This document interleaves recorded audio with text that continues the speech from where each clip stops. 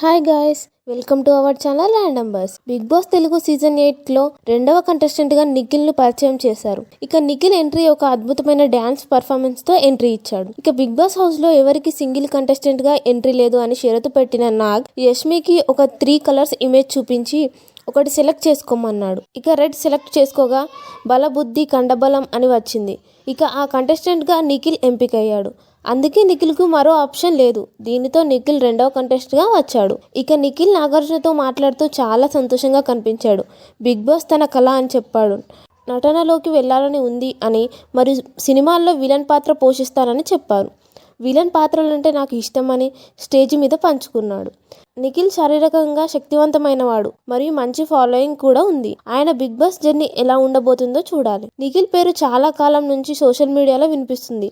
ఆయనకు మంచి fan base కూడా ఉంది. అమర్దీప్ లాగా నిఖిల్ కూడా మంచి ఫాలోయింగ్ ఉండడంతో ఆ అవకాశాన్ని ఎలా ఉపయోగిస్తాడో చూడాలి. మరిన్ని latest Bigg Boss latest updates కోసం మా ఛానల్ని సబ్స్క్రైబ్ చేసుకోండి. Thank you for watching.